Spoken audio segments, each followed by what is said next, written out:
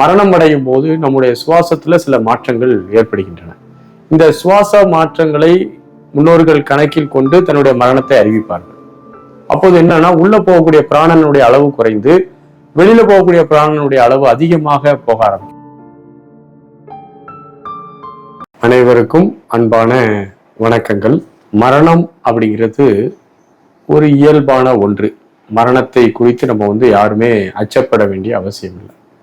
யாருக்குனாலும் எப்பனாலும் அது நடந்தே தீரும். நம்முடைய முன்னோர்கள் நம்ம கூட இருந்தவங்க எல்லாரையும் நம்ம பார்த்துட்டோம். யாருமே இல்லை, வயதாக போயிட்டு இருக்காங்க. உடல் உபாதைகள் அதனால இறந்து போறாங்க. மரணம் பல வகைகள் இருக்குது. இயற்கை மரணம், நோய்வாய்ப்பட்டு இறத்தல் என்ற ஒரு தன்மையில இருக்குது மரணம். தற்செயல் விபத்துகள் மூலமாக மரணம், தற்கொலை போன்ற அந்த முறைகள்ல மரணம். இப்படி மரணமானது பல பிரிவுகள்ல நம்ம பார்க்கிறோம். இயற்கையாக ஒருவர் மரணமடைய காத்திருக்கும் போது அவருடைய ஆறாவானது எப்படி அமைந்திருக்கிறது என்பதை நாம் பார்க்கணும். மரணத்தை குறித்த நிறைய சொல்லாடல்கள், நிறைய முறைகள்ல நம்முடைய முன்னோர்கள் நிறைய சொல்லியிருக்கிறாங்க. நமக்கு தெரியும், மரணம் அடைய முன்னாடி நம்ம யாராவது நம்முடைய முன்னோர்கள் நம்ம கனவுல தோன்றி வான்னு கூப்பிடுறது மாதிரிலாம் இருக்கும்னு நிறைய பேர் சொல்லியிருக்கிறாங்க. ஆன்மீக ரீதியா அதாவது ஆன்மீக விஞ்ஞான ரீதியாக பார்க்கும்போது மரணம் அடையக்கூடிய நேரத்துல நமக்கு பிராணவாயு உள்முகமாக செல்லாமல் வெளிமுகமாக செல்ல ஆரம்பிச்சோம்.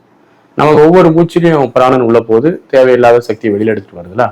மரணம் அடையும் போது நம்முடைய சுவாசத்துல சில மாற்றங்கள் ஏற்படுகின்றன. இந்த சுவாச மாற்றங்களை முன்னோர்கள் கணக்கில் கொண்டு தன்னுடைய மரணத்தை அறிவிப்பார்கள்.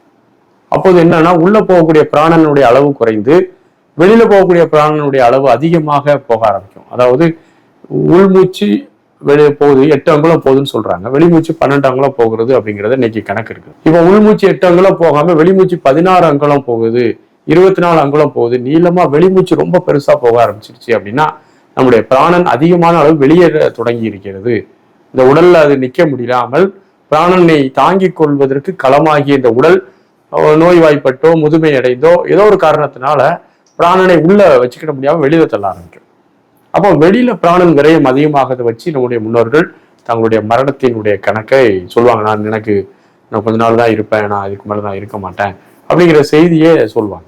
அது மட்டும் இல்லாமல் இன்னொரு கோணத்துல நம்ம பார்க்கும்போது, இந்த சூட்சுமமாக ஆறாவை பார்க்கும் திறனுடையவர்கள் தங்களுடைய ஆறாவை பார்க்கும்போது என்ன ஃபீல் பண்ணுவாங்க அப்படின்னா, அவங்களுடைய ஆறால சாம்பலும் கருப்பும் கலந்த தன்மையை உருவாக ஆரம்பிக்கும்.